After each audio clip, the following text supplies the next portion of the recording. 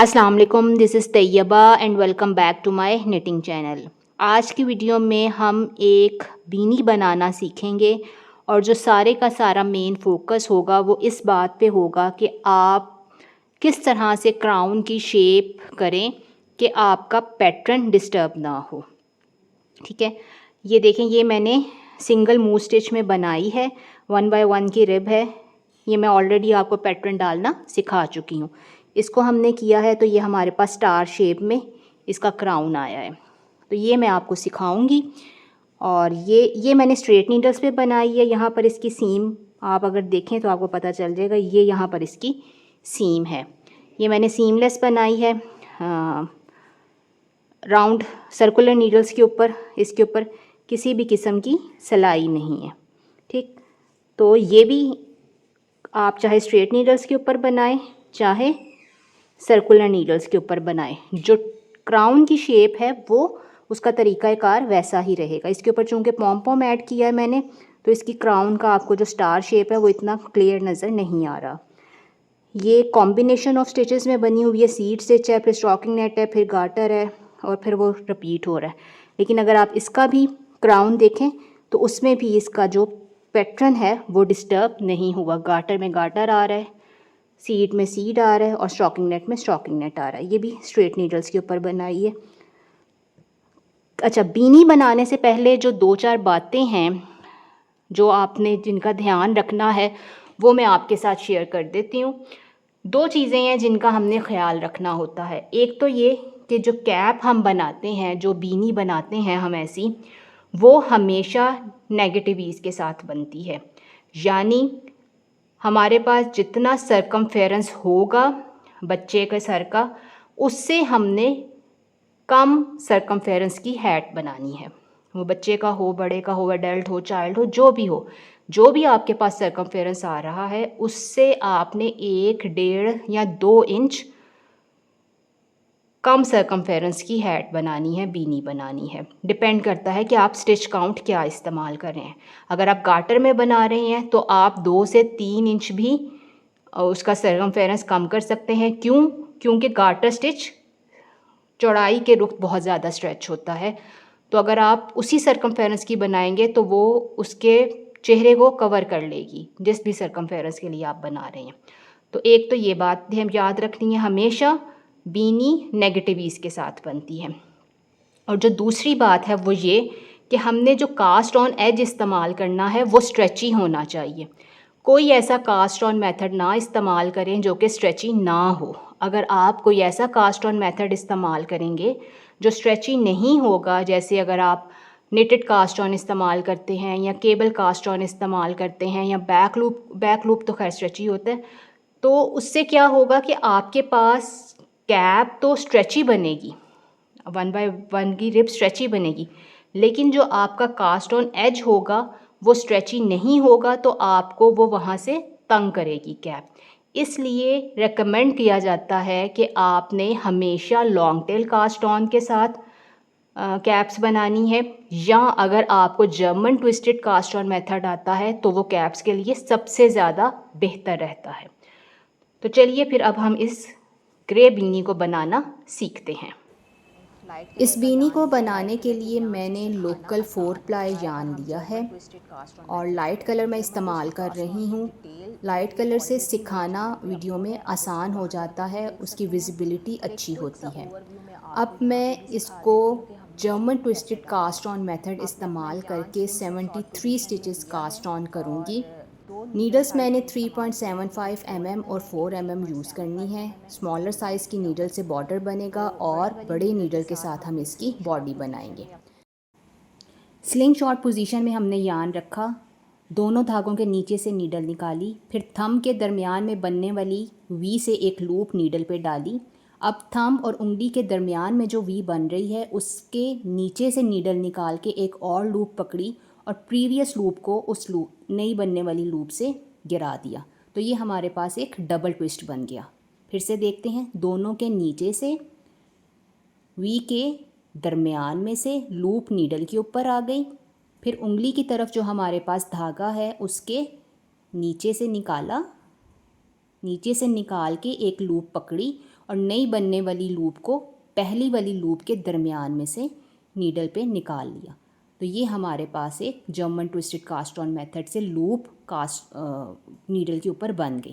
پھر سے دیکھیں، اگر آپ اس کی ڈیٹیل ویڈیو دیکھنا چاہتے ہیں تو وہ آلریڈی میرے چینل کے اوپر موجود ہے، آپ اس کو وہاں سے بھی جا کے سیکھ سکتے ہیں. جرمن ٹوسٹڈ کاسٹ آن میتھڈ میں ڈبل ٹوسٹ آتا ہے اور یہ ڈبل ٹوسٹ ہی اس کو ایکسٹرا اسٹریچی بناتا ہے.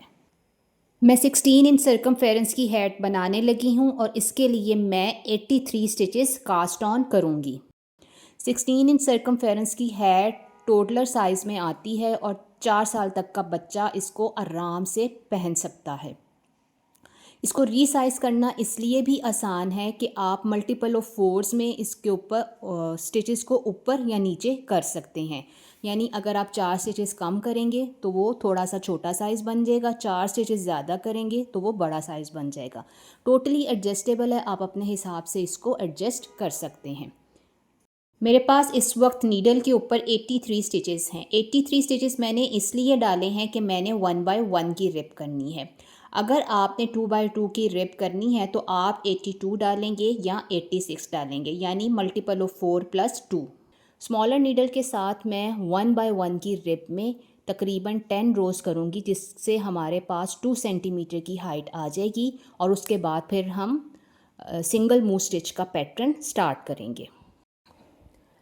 اب اگر آپ نیو نٹر ہیں، بگنر ہیں، تو میں آپ کو سجیسٹ کروں گی کہ میرے چینل پہ ربنگ گائیڈ کے نام سے ایک ویڈیو ہے، آپ اس کو ضرور دیکھیں. اس ویڈیو میں میں نے ڈیٹیل سے ربنگ کی کریکٹرسٹکس بتائی ہیں اور یہ بھی بتایا ہے کہ 2/2 کی رب اور 1/1 کی رب میں کیا فرق ہوتا ہے اور کس پروجیکٹس کے لیے کون سی ربنگ زیادہ بہتر رہتی ہے. تو اگر آپ اس ویڈیو کو دیکھیں گے تو آپ کے نئے بننے والے پروجیکٹس یا کرنٹ پروجیکٹس اگر اس میں آپ ربنگ استعمال کر رہے ہیں تو اس میں آپ کو اس کا ضرور فائدہ ہوگا. اب میں 2 سینٹی میٹرز تک ربنگ کا بارڈر کمپلیٹ کروں گی، جو کہ آلموسٹ 10 روز میں ہو جائے گا. اور اس بارڈر کو کمپلیٹ کرنے کے بعد پھر ہم اپنی باڈی شروع کریں گے.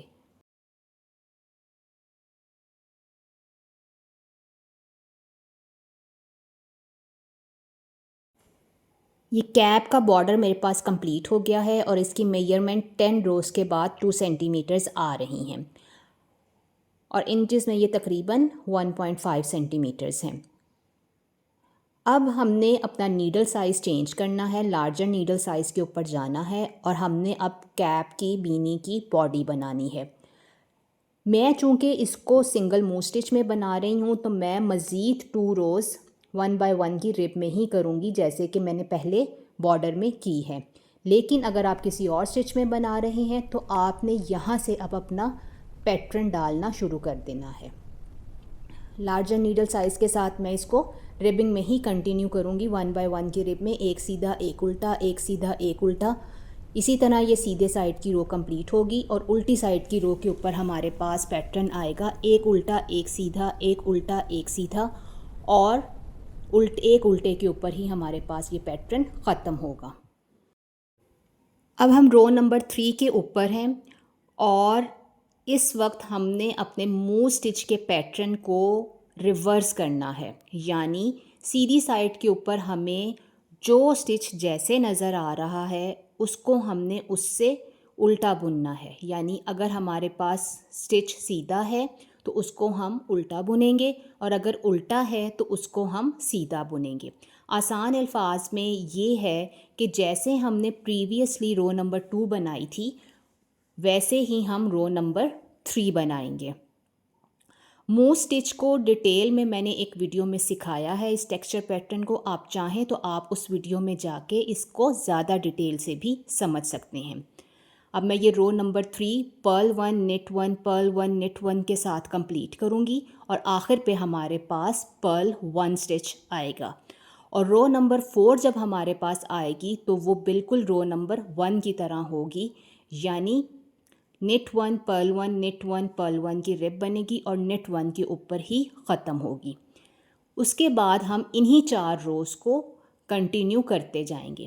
آسان طریقہ اس اسٹچ کو سمجھنے کا یہی ہے کہ آپ نے اپنے کام کی سیدھی سائڈ کے اوپر اپنی ربنگ کو ریورس کرنا ہے، یعنی سیدھے کے اوپر الٹا بننا ہے اور الٹے کے اوپر سیدھا بننا ہے، اور کام کی الٹی سائڈ کے اوپر جو سٹچ جیسے نظر آ رہا ہوگا آپ نے اس کو ویسے ہی بنائی کرنی ہے۔ اسی طرح سے اسی سٹچ کے ساتھ ہم نے اپنی بینی کی باڈی کو کمپلیٹ کر لینا ہے۔ اب اس وقت میرے پاس بینی کی ہائٹ کمپلیٹ ہو گئی ہے۔ جو سائز میں بنا رہی ہوں اس سائز کے لیے مجھے کاسٹ آن ایج سے 7 انچز کی ہائٹ چاہیے، جو کہ میرے پاس کمپلیٹ ہو گئی ہے۔ اگر آپ چھوٹا یا بڑا سائز بنا رہے ہیں تو ہر سائز اپ گریڈ کے لیے آپ نے 0.25 یا 0.5 انچز کا فرق ڈالنا ہے۔ اس وقت اب باری آ جاتی ہے اس کے کراؤن شیپنگ کی۔ کراؤن شیپنگ میں جو مین بات سمجھنے والی ہے وہ یہ کہ ہم نے اپنے سٹچز کو کچھ سیکشنز میں ڈیوائڈ کرنا ہوتا ہے۔ جتنے کم سیکشنز ہوں گے اتنی تیزی کے ساتھ کراؤن کی شیپ بنے گی، اور جتنے زیادہ سیکشنز ہوں گے اتنی آہستہ آہستہ ہمارے پاس کراؤن کی شیپ بنے گی۔ ایک اور چیز جو سمجھنے کی ہے وہ یہ کہ آپ اپنے ڈیزائن کے حساب سے کراؤن کے سیکشنز بھی بنا سکتے ہیں۔ سپوز آپ کے پاس 6 سٹچز کا ڈیزائن ہے تو آپ 12 سٹچز کا ایک سیکشن بنا لیں اگر آپ نے کم سیکشنز بنانے ہیں، یا پھر آپ 6 سٹچز کا ایک سیکشن بنا لیں اور آپ کے پاس سیکشنز زیادہ بن جائیں گے۔ تو یہ اب آپ نے اپنے ڈیزائن کے اکارڈنگ ڈیسائیڈ کرنا ہے۔ میرے پاس نیڈل پہ 83 سٹچز ہیں تو میں 7 سٹچز کے 12 سیکشنز بناؤں گی، اور آخر میں میرے پاس 6 سٹچز ہوں گے کیونکہ میرے پاس سٹچ کاؤنٹ 83 ہے۔ تو میں ہر 7 سٹچز کے بعد ایک سٹچ مارکر ایڈ کر لیتی ہوں۔ سٹچ مارکرز ایڈ ضرور کریں کیونکہ سٹچ مارکر ایڈ کرنے سے آپ کو چیزیں یاد رہتی ہیں اور غلطی کے چانسز کم ہو جاتے ہیں، یہ فائدہ مند ہوتے ہیں۔ اور اگر آپ بگنر لیول کے نٹر ہیں، ابھی نئی نئی نٹنگ شروع کی ہے، تو سٹچ مارکر آپ ضرور استعمال کیے، یہ آپ کے لیے بہت ہیلپ فل رہتے ہیں۔ اب ایک اور بات جو آپ کے لیے یاد رکھنا اور سمجھنا ضروری ہے وہ یہ کہ جب بھی ہم نے ڈکریزنگ شروع کرنی ہے تو ہمارے پاس ہمارے کام کی سیدھی سائڈ ہونی چاہیے، یعنی ہمارے پاس ہمارا ورکنگ یارن رائٹ سائڈ کے اوپر ہونا چاہیے۔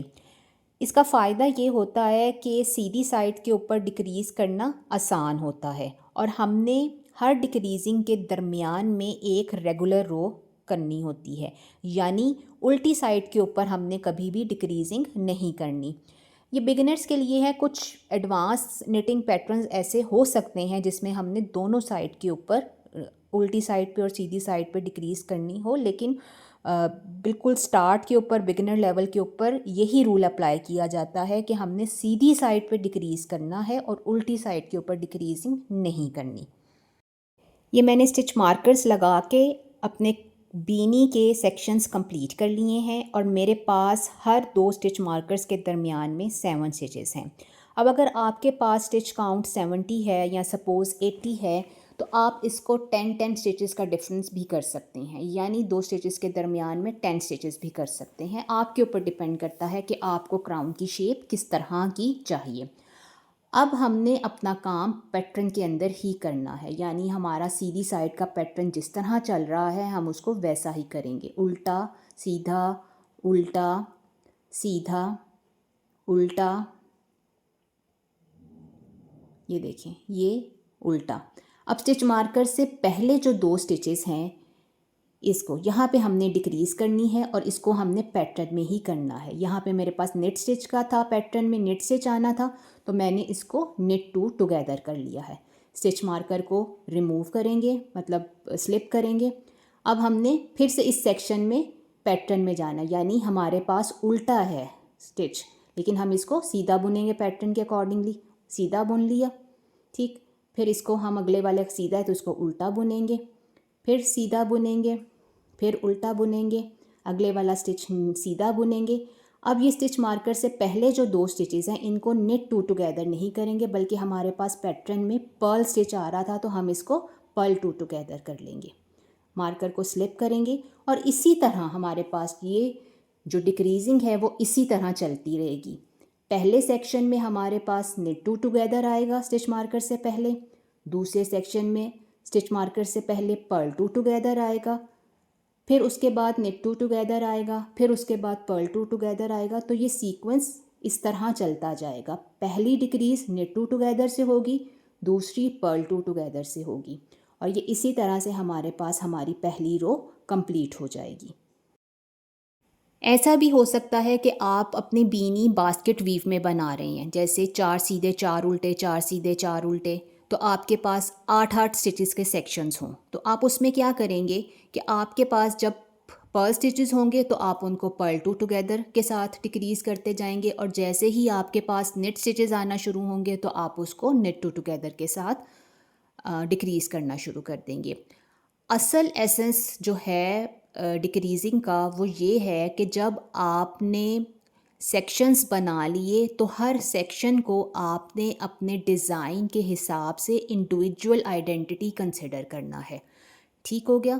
یعنی آپ نے یہ نہیں دیکھنا کہ میں نے پریویس سیکشن میں نیٹ ٹو ٹوگیدر سے ڈکریز کی ہے تو میرے پاس اگلا اسٹچ پرل ہوگا، بلکہ نیکسٹ سیکشن میں آپ نے یہ دیکھنا ہے کہ آپ کے پاس پرل سٹچ ہے پہلا تو آپ اس کو نیٹ کریں گے، نیٹ سٹچ ہے پہلا تو آپ اس کو پرل کریں گے.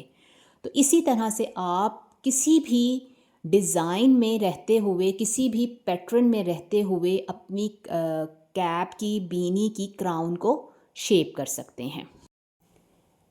میرے پاس چونکہ اس بینی میں 12 سیکشنز ہیں تو میرے پاس بالکل انڈرسٹوڈ بات ہے کہ 12 سٹچز ہی ڈکریز ہوں گے.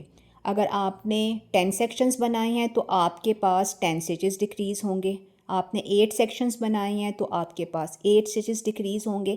جتنے آپ نے سیکشنز بنائے ہیں ایک رو میں آپ کے پاس اتنے ہی سٹچز ڈکریز ہوں گے، اور ہر ڈکریز رو کے بعد آپ کے پاس 2 سٹچز کے درمیان میں اسٹچ کاؤنٹ سیم ہونا چاہیے. یعنی میرے پاس 2 سٹچز کے اسٹچ مارکرز کے درمیان میں 7 سٹچز ہیں، تو ایک رو ڈکریز کے بعد میرے پاس ہر 2 اسٹچ مارکرز کے درمیان میں 6 سٹچز ہوں گے.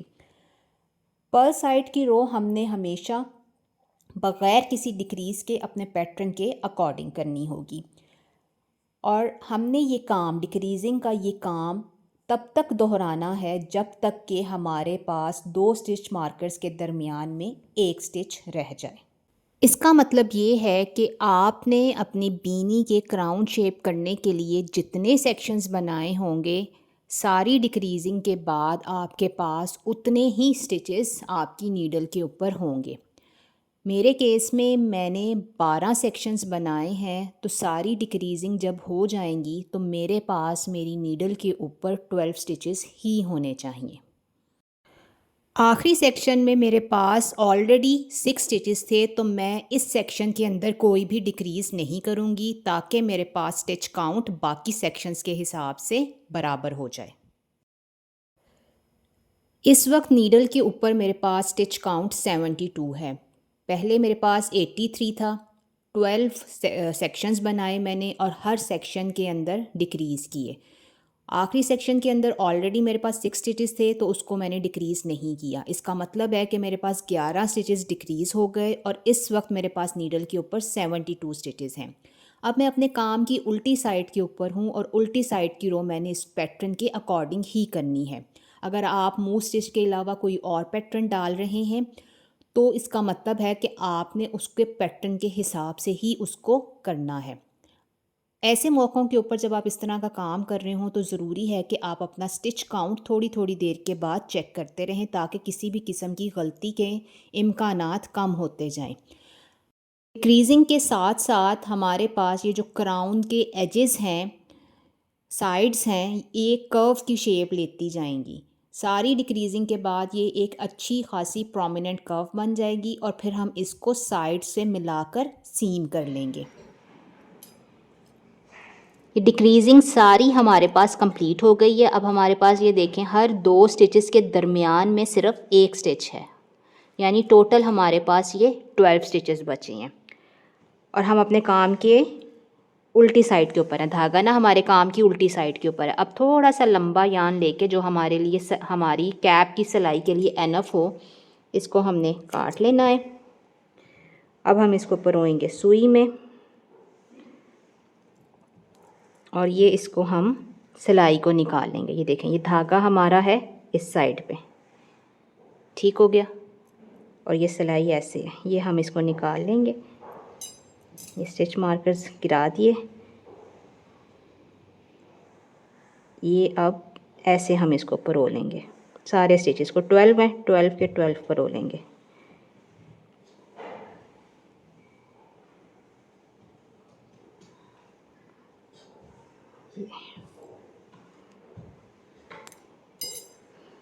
ادھر سے آ رہا ہے نا دھاگا، اور ادھر سے ہم نے پرونا شروع کیا اس کو.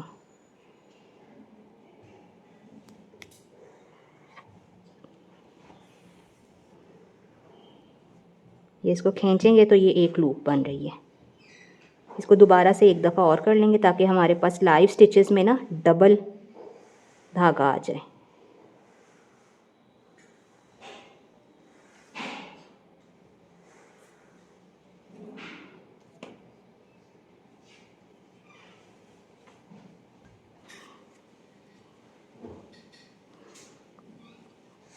یہ دیکھیں اسٹار شیپ میں ہمارا کراؤن کمپلیٹ ہو گیا.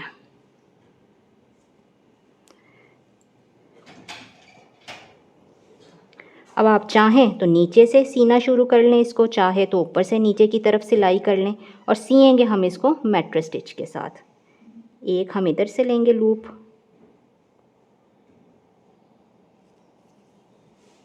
اور یہ ادھر.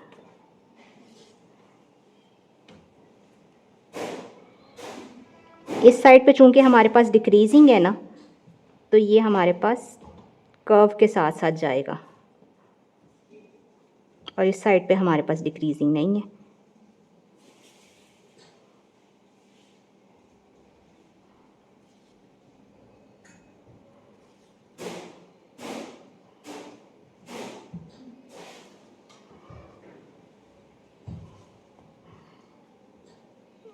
یہ دیکھیں یہ ایسے ہم ساری کیپ کو سٹچ کر لیں گے. یہ دیکھیں یہ میں نے اس کو فنش کر لیا ہے. اگر آپ چاہیں تو آپ اس کے اوپر پوم پوم ایڈ کر سکتے ہیں، جیسے کہ میں نے اس مرون والی کے اوپر ایڈ کیا ہے، لیکن اگر نہ بھی ایڈ کریں تو چل جاتا ہے. تو یہ اب اس کی فائنل لک ہے. یہ دیکھیں یہ اسٹریچی بھی ہے، یہ اس کو اسٹریچ بھی کر سکتے ہیں آپ، اور یہ اس طرح سے.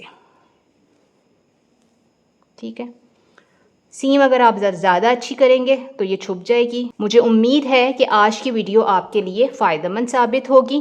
نیکسٹ ویڈیو تک اللہ حافظ.